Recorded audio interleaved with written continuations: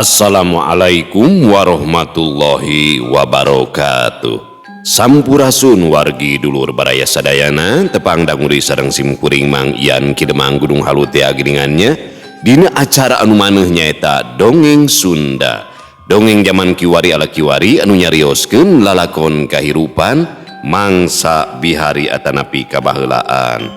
Kumaha dararamang pala wargi sadayana atau mugi aya dina ginanjar kawilujengan rahayu berkah salamet amin ya Allah ya rabbal alamin. Dina waktu ieu simkuring sejanraskeun hanca nu katunda dina padaran dongeng anu judulna Campaka di Pasir Remis bagian anu katilu nya pala wargi sadayana.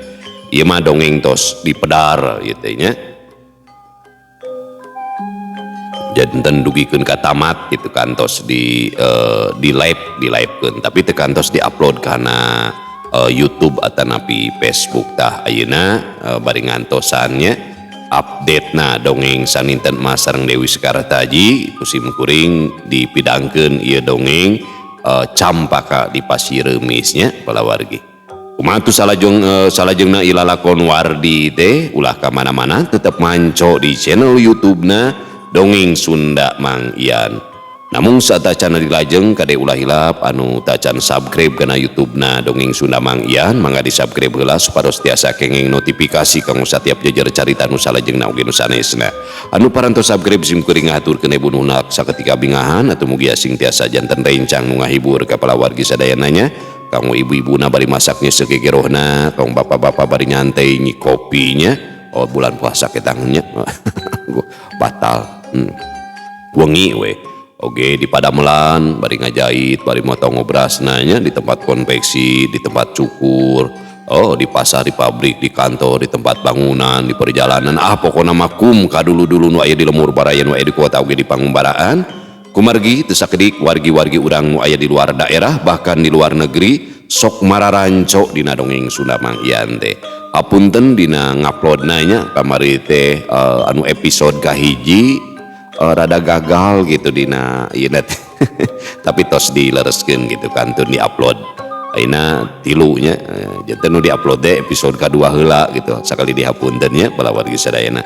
Supados teu nyangkolong tingkana waktos hayu urang sami-sami ngalajengkeun ieu lalakon Campaka di Pasir Remis nya ulah hilap disawerna nya supados aya kuota kanggo nguploadna.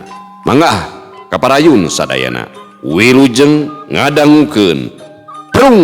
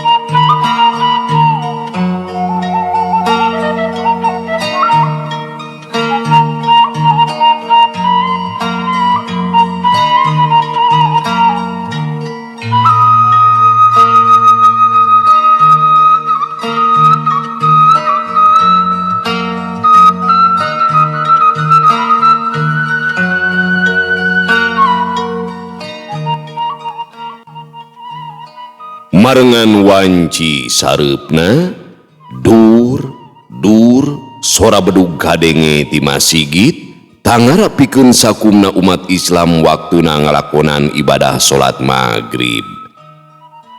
Wardi jeung Mang Amat nilang heula ka masigit rek ngalakonan salat maghrib berjamaah. Ngan basarengse tina salatna Mang Amat mah teu nului balik deui ka imahna tapi rek nganjang heula ka imah tua kampung aya perlu cenah. Wardi leumpang gagancangan balik deui ka imah asih. Sanggeus uluk salam Wardi gasik unggah ka imah. Kaayaan di jero imah teh ukur reyem-reyem kahibaran ku cempor leutik anu naplok dina tihang. Na apa teras ka mana Kang? Cek Asih norojol ti pawon bari gasik nale ka Wardi. Saur nama bade teras ka bumi na tua kampung Nyai. Pun kangge bade teras amitan ieu teh. Margi tos wengi apanan asa kirang pantes di bumi ukur paduduaan. Walon Wardi bari bebeja ka Asih rek langsung mulang ka imahna. Asih ukur colohok teu boga panyangka lamun Wardi rek langsung mulang. Mangga teh teuing. Rumaos abdi mah teu tiasa ngangkeun anu saestuna Kang. Walon Asih kawas nu keuheul, Wardi ngarah juga tuh ngadenge caritaan Asih teh bet kawas anu nyungkun. Sanes kitu Nyai. Kapan ieu teh tos wengi bili janten matak di bumi mung ukur urang duaan apanan. Teu sawius da moal naon atuh Kang. Urang lemur pasiremis mah sadayana ge moal aya nu ngaruris ka keluarga abdi mah. Pada kitu pada kieu ge mangsa bodoh. Rumaos abdi mah jalmi taya kagaduh taya purianeunana. Walon Asih kawas nu hayang nembrakeun katugeunah hatena ka Wardi. Teu kenging nyarios kitu pamali Nyai. Nya atuh upami moal naon mah pun Kang moal wara mulang nya. Walon Wardi antukna mah teu jadi mulang. Asih ukur seuri leutik. Rak sukan teu acan dicobian Nyai. Teu acan Kang. Isin ayeuna mah. Beungeut Asih atra bareube. Cobian heula atuh Nyai, geulih ali teuing eta napi ageung teuing ke. Ceuk Wardi bari neuteup ka Asih. Ke atuh sakedapnya. Sakantenan ngabobokeun heula rai ieu teh. Asih ngojengkang ka kamarna bari ngais adina rek disarekeun. Heuleut sawatara waktu Asih lalaunan kaluar ti kamarna, bajuna geus salin make kabaya pulas koneng emas, kahanapna disinjang rereng nengah bitis, rekep mungkus cangkeng anu lengki. Wardi ukur ngemang kadu neuteup anu lenjang geus salin jinis.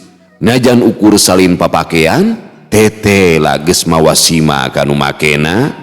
Asih temong kewes jeung pantes kasebut geulis teh lain ngan ukur babasaan.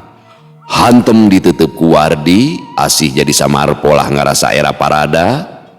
Asih gentak asup deui ka kamarna, puguh bae Wardi teh jadi gantung deuleu can cacap naksir anu herang. Asih geus kaluar deui ti kamarna, bajuna geus salin kunu urut tadi. Inyana teu nyampeurkeun ka Wardi tapi langsung ka pawon. Teu lila Asih geus kadinya deui bari nanggeui cikopi, sok ditunda hareupeun Wardi. Kopina Kang, raos geura asli pasiremis mah. Kenging nutu abdi ieu teh. Atur nuhun Nyai. Mun dugi ka seungit kieu geuningan. Walon Wardi bari cagana lumur cikopi. Kopi ditiupan lalaunan ku Wardi, rego ti inum saeutik. Bismillahirrahmanirrahim. Alhamdulillah. Teu nyalahan kopi teh karasana nikmat pisan. Leres pisan raos. Pisan aya 2 leres.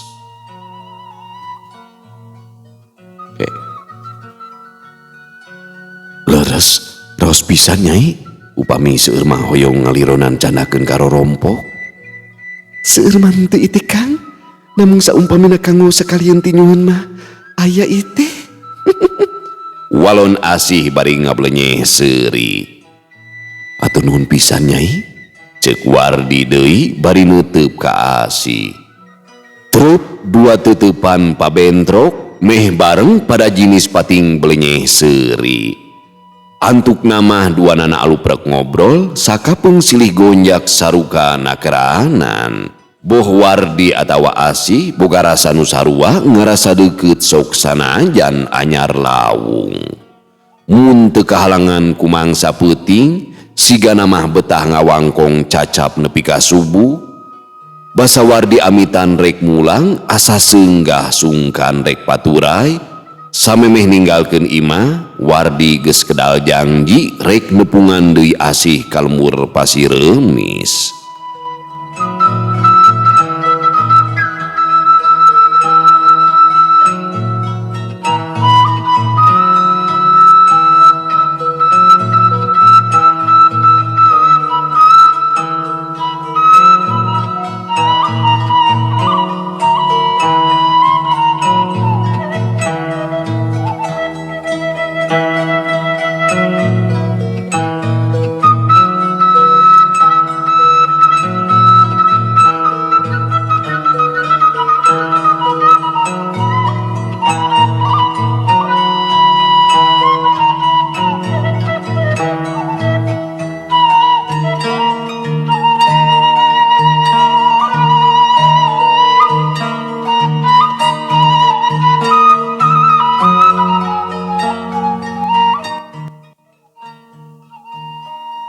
Sumiratnya angan jagat, mangsa peuting geus lekasan. Sora manuk recet di sarada, kawas ngahiap mapaguan Cibeurang.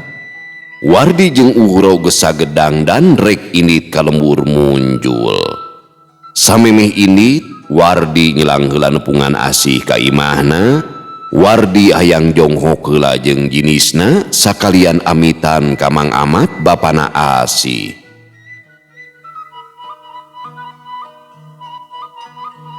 Basa Wardi amitan, atra beungeut Asih teh alum perbawah hatena anu ngemuka melang, asa narah rek ditinggalkeun miang ku Wardi teh.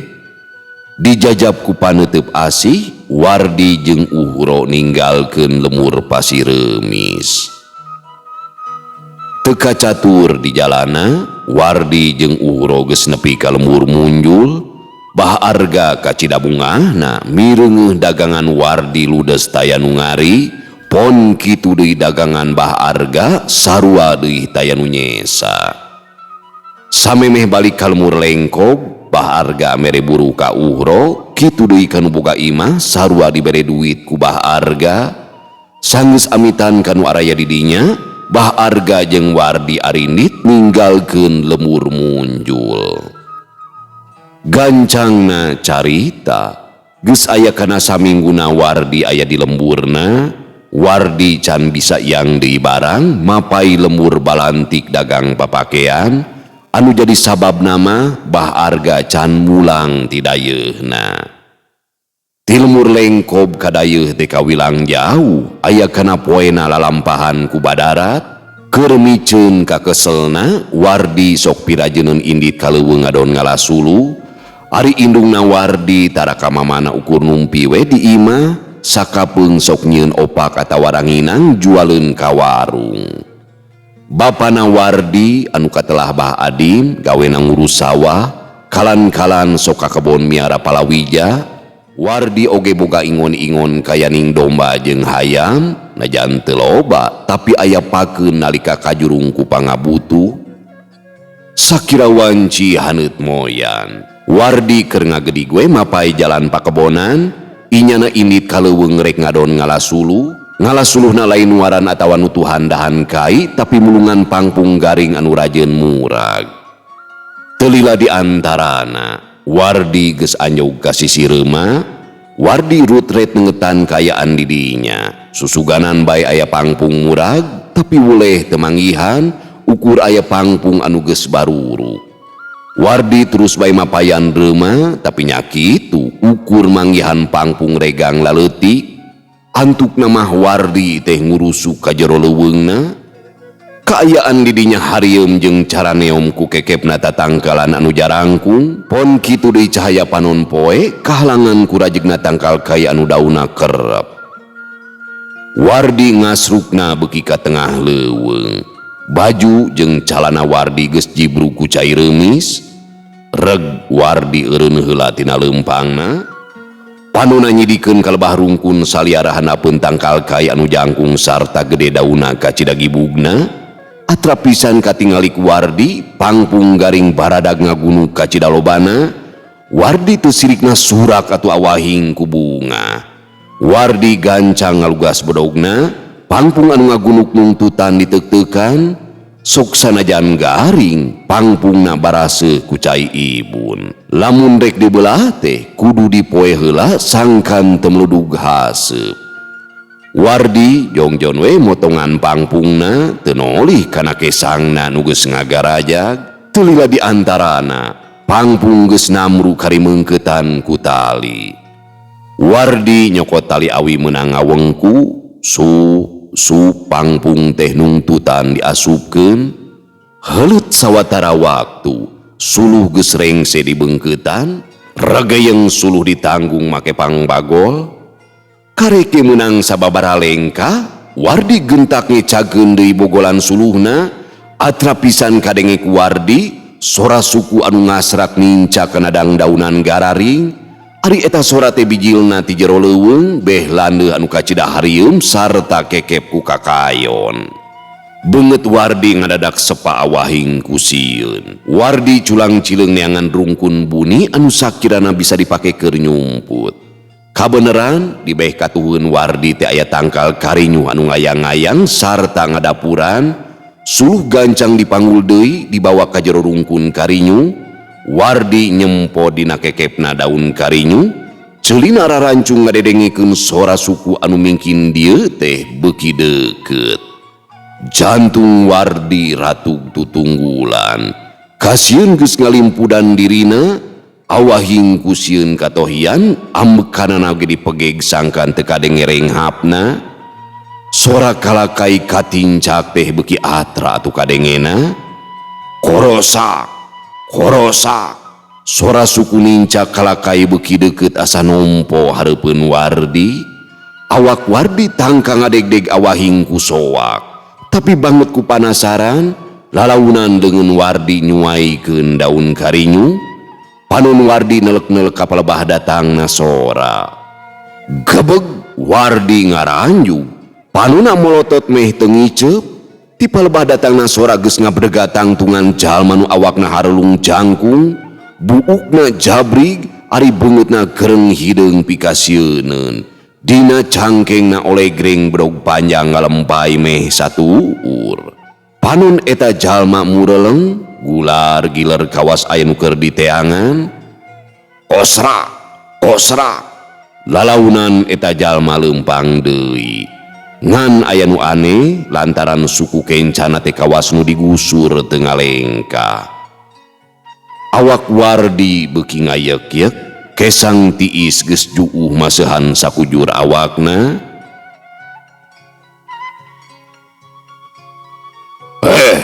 Kaluar sia, mutang ngumput. Dewek nyaho aya jalma di dieu. Ceuk eta jalma sorana agem handaruan kawas miboga pangawasa. Wardi ngajenghok, teu nyana eta jalma teh apaleun lamun dirina keur nyumput. Sok udah keluar, mutong sieun. Dewek lain jalma jahat, tapi lamun teu daek bijil, tong samatkan aya lamun dewek robah pikiran. Ceuk eta jalma deui, sorana mungkin bedas mata kreuwas. Tumrapna ka Wardi beuki soak, awakna ngadadak ramoh poi bakating ku baluas.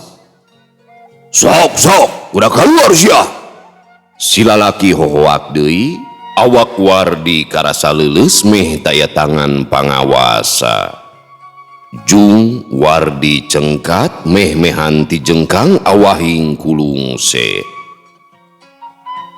Wardi lalaunan kaluar tina rungkun karinyuh, leungeunna muntang kana tangkalna. Ampun juragan, sora Wardi les-lesan meh teu kadenge. Blug awak Wardi ngagubrag teu sirikna ngarumpuyu kana lemah. Si lalaki perenges hideung ukur neutup seukeut ka Wardi anu ngudupung. Kosrak, si lalaki ngadeukeutan ka Wardi. "Saha anjeun teh?" ceuk eta lalaki panuna nyidikeun ka Wardi. Abdi pun Wardi Sun. Temal Wardi amekanana ngahanju. Geus asa gepe sirahna dicaca gue eta jalma, Wardi geus pasrah kana nasib dirina, sok sanajan kudu perlaya. "Urang mana anjeun teh?" ceuk eta lalaki deui, sorana leuleuy teu heuras kawas tadi. Kawit mati lemur lengkop juragan. Walon Wardi neger-neger maneh. Deukeut geuningan. Sok diuk cing bener. Tong sieun da moal kumaha. Pokna eta lalaki, lalaunan Wardi cengkat, geek diuk tapi teu wani euntanggah. "Keur naon anjeun di dieu?" Pokna eta lalaki tumanya deui. Ngadamel suluh juragan. Walon Wardi teu sieun teuing kawas tadi. Si lalaki teu ngomong deui, panuna neuteup ka Wardi, ditelek-telek kawas hayang leuwih sidik. Ngan teu lila pok deui tumanya. "Kana naon bakasaban anjeun teh Wardi?" Ngiring buburuh balantik icalan angguan kasaban lembur juragan. Si lalaki unggut-unggutan pok deui ngawakca. "Samemeh anjeun balik. Wayahna kudu miluh heula ka tempat kula. Hayu tuturkeun." Wardi teu bisa majar kumaha. Najan pinuh kasieun, Wardi maksakeun nangtung ngagugu kana kahayangna eta lalaki. Wardi leumpang nuturkeun eta lalaki, bari hatena mah pating sareblak, inggis dirogahala ku eta lalaki. Si lalaki leumpangna ingked, suku kencana digusur kawas tampadaksa alatan tatu. Jalan ka sorang mimiti remet ku kakayon, mudun jeung laleueur ku ciremis. Anehna najan tanpa daksa, si lalaki leumpangna gancang pisan kawas taya kahariwang ti Soledad atawa ti Seureuleun nincak anu laleueur. Beda pisan jeung Wardi mineng ti seureudeut meh-mehan ti kusruk mun teu kaburu muntang kana dahan tatangkalan. Beuki landeuh kaayaan teh beuki harieum parwe ku tatangkalan anu kacida kekepna. Ngan basa anjog kanu hantar, kaayaan di dinya caraang jeung lenglang halegar. Si lalaki leumpangna ngarandeg terus ngalieu heula ka Wardi. "Sok ganjang ka dieu." Wardi geuwat nyampeurkeun ka si lalaki, leungeun si lalaki nyuaikeun rungkun lebah gawir anu rada luhur. Breh atra katingali aya liang kacida gedena. Tetela eta teh lawang guha. "Sok asup teh heula Wardi," ceuk eta lalaki bari luak dieuk ngidikeun kaayaan di dinya. Teu talangke Wardi gancang asup ka jero guha dituturkeun ku eta lalaki. Kaayaan di jero lalega jeung caraang kahibaran ku cahaya obor. Mun seug teh mah aya jalma sejen anu ngulambreng ka lebah dinya, geus tangtu moal apaleun lamun lebah dinya teh aya guha anu kacida tohagana. Si lalaki diukna batu nemprak, kitu deui Wardi diuk dina batu anu ngarentep. Panon Wardi alak ilik nitenan kaayaan di jero guha. "Dengekeun ku anjeun Wardi, kula arek cumarita, tapi samemehna anjeun teh rek disumpah heula sangkan teu betus kanulian ngeunaan diri kula. Kumaha kaharti ku anjeun Wardi?" Pokna eta lalaki panonna neuteub seukeut ka Wardi. Kahartos juragan. Temal Wardi bari rengkuh. Si lalaki nuluykeun deui cumaritana. "Kahiji, ulah kumawani betus ka sing sahabae ngeunaan ieu guha. Lamun anjeun hianat, awas najan anjeun nyumput tina lak-lakan naga, moal burung kasungsi ku kula." "Unyuk sumangga juragan. abdi sumpah bade ngajagi Rusia ipa tempatan. Temal Wardi semu ngadareg-deg. Alus, kula percaya ka anjeun Wardi. Ngarah tu panasaran, kula rek ngaguar carita perkara diri kula anu sabenerna. Ceuk eta lalaki deui, panuna teu oleh nyidikeun ka Wardi. Mangga juragan. Ngaran kula anu katelahnya eta Ki Badra. Ceuk eta lalaki anu boga ngaran Ki Badra. Temiceunan deui waktu barabat Ki Badra nyaritakeun deui lalakon dirina namang sabihari. Ki Badra netelakeun namang saulasan taun kalarung, inyana boga hiji paguron silat anu ngaranna Paguron Tapak Jalak. Paguron Tapak Jalak teh kacida sohorna geus kaceluka unggal wewengkon padami kagimir ku paguron sejena padami kaserab ku para jawara linuhung. Ari Ki Badra boga satru kabuyutan anu ngaranna Ki Buana Belang. Ki Buana Belang teh boga ngaran landian nyaeta si Tapak Gelap lantaran miboga ajian gelap ngampar. Si Tapak Gelap hiji gegedug karaman begal anu geus kakoncara telenggesna taya ras-rasan kasasama, geus teu kaitung loba jalma anu perlaya ku talajakna para begal si Tapak Gelap.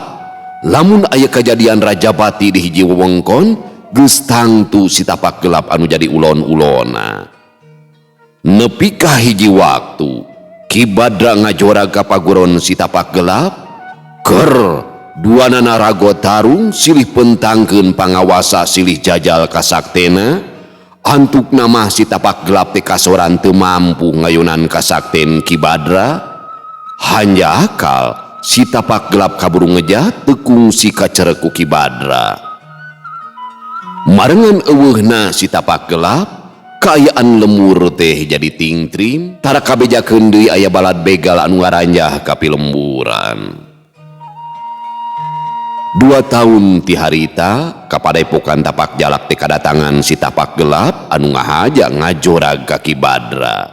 Hartina mah si Tapak Gelap teh can palastra tapi nyalingkur ngasah deui pangartina sangkan leuwih luhung. Ger deui Ki Badra tarung batu tunggalan jeung si Tapak Gelap. Anu jadi kahelok pikeun Ki Badra, si Tapak Gelap geus ngagem elmu pupul bayu. Ari ieu elmu anu nyangkingna lintang ti guruna Ki Badra. Ajian pupul bayu bisa kasebut antina pangawasa Tapak Jalak. Mangsa harita Ki Badra ngalaman kasoran eleh jajaten ku si Tapak Gelap, suku kenca Ki Badra katibanan pangawasa pupul bayu. Untung kene Ki Badra teh bisa nyalametkeun dirina, sok sanajan suku kencana jadi tanpa daksa.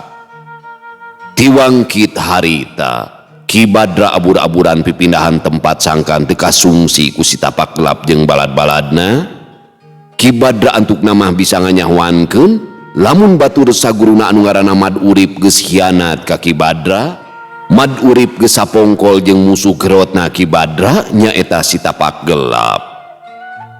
Wardi saregepna kerahanan ngabanungan lalakon Ki Badra. Wardi kungsi ngadenge eta lalakon lantaran kungsi didongengkeun ku bapana. Kitu lalakon kula teh Wardi. Salila ieu kula nyumput di tiap leuweung tapi tara matu. Kula sok pipindahan. Kula ngahaja pindah ka dieu ka leuweung anu deukeut ka pilemburan. Kula boga maksud hayang panggih jeung jalma anu bisa dipercaya. Lantaran kula teh hayang nepikeun amanat ka para murid kula. Lamun kula teh masih kene hirup, tapi hanya akal. Salila ieu anu datang ka dieu teh ukur jalma-jalma anu geus karolot. Tapi ku kersana pangeran, dina poe ieu kula bisa panggih jeung anjeun Wardi. Kitu pok-pokanana Ki Badra, panjang lebar ngagua Rusia dirina ka Wardi. Kartos pisan juragan. Namun hapunten, rumaos abdi mah jalmi bodoh taya katerang juragan. Kitu di dina perkawis harta banda, abdi mah jalmi taya kagaduh, ukur buburuh kabatur, manjangkeun tuang teh sanes akon-akon. Hapunten anu kasuhun bo pilih nguciwakeun ka juragan. Cek Wardi ngebrehkeun kaayaan dirina Kaki Badra. Aya kuhade eta babasaan teh Wardi. Barina ge kulama teu butuh ku harta banda. Kitu deui dina pangawuruh kabeh jalma ge boga pangabisa sewang-sewangan apanan. Anu kudu ditengetan ku anjeun diajar ilmu mah taya tungtungna. Satungtung ku melendang keneh di alam dunia. Wajib hukumna niangan ilmu pangawuruh, boh ilmu agama atawa ilmu anu sejena. Cek Ki Badra deui mere wewengan ka Wardi. Kartos pisan juragan, janten abdi kedah kumaha salajengna? Cek Wardi panasaran. Pikeun saheulaanan mah kula rek minta tulung ka anjeun dina perkara nu enteng. Kahiji kula teh butuh papakean anu hade. Anu kaduana kula butuh pidahareun jang di dieu. Tong salempang duitna kabeh ge ti kula. Lamun teu mah aya sesana kop bae keur anjeun. Tah ngan sakitu pamenta kula mah. Walon Ki Badra ngajentrekeun ka Wardi. Kartos pisan juragan. Ke kinten-kintena tirah abdi kedah ngawitanana juragan. Cek Wardi deui bari rengku. Dina poe isukan bae. Lantaran beas jeung nu sejena mah geus beak kitu. Sok komo papakean mah geus awek-awekan loba nu rangsa.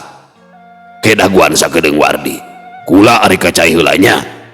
Pokna Ki Badra bari ngaleos kaluar ti jero guhana.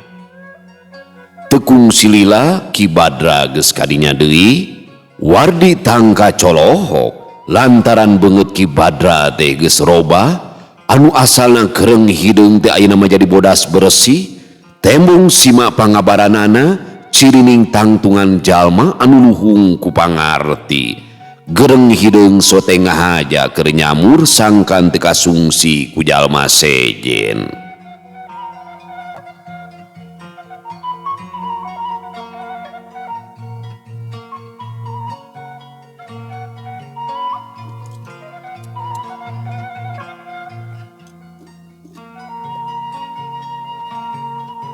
Tah, kieu rupa kula nu sajatina mah Wardi. Geus kolot sarta buuk teh cetuk ku huis. Cek Ki Badra bari seuri. Sumuhun pangersa. Cek Wardi ka cida ajrihna. Lah, teu kudu nyebut pangersa, da kula mah lain gegeden. Cukup bae nyebut mamanya. Pokna Ki Badra mungeun disebut pangersa. Unyuk sumangga mama. Cek Wardi bari manggut. Cik sugan nyakuan bako teu jang. Geus hampir 2 minggu iteh teu udud. Asa parahang sungu teh. Cek Ki Badra bari ngareret ka Wardi. Aya mama, kaleresan abdi ngabantun. Temal Wardi bari ngodok saku kampretna. Song bako jeung daun kawungna dibikeun ka Ki Badra. Nuhun Wardi, asa katum umur kula teh. Ayeuna mah jung bae geura balik bisi deudeupeun anu di imah. Omat mun barang beuli saperluna bae ulah nyirikeun bisi jadi matak panyuri gadeungeun. Tah ieu duitna. Ki Badra mikeun duit ka Wardi, ku Wardi gancang ditampanan. Wardi curing hak sabab duit anu dibikeun ka manehna teh gede pisan pangajina. Ki Badra mikeun duit 4 talen, satalen teh sarua jeung salawesen, jadi 4 talen teh sarua jeung 100 sen. Ari 100 sen teh ngabanding jeung saperak atawa sagulden zaman harita. Hapunten mama, abdi seja amitan bae. Cek Wardi amitan ka Ki Badra. Nya juga ditu geura balik. Sakali di omat cing tarapti. Ulah gurung gusuh tepuguh bisi jadi bahla. Walon Ki Badra teu boleh mere pepeling ka Wardi. Unjuk sumangga mama. Cacap munjungan ka Ki Badra. Wardi gura-giru kaluar ti jero guha. Wardi lempang mapayan jalan anu tadi kasorang kumanehna.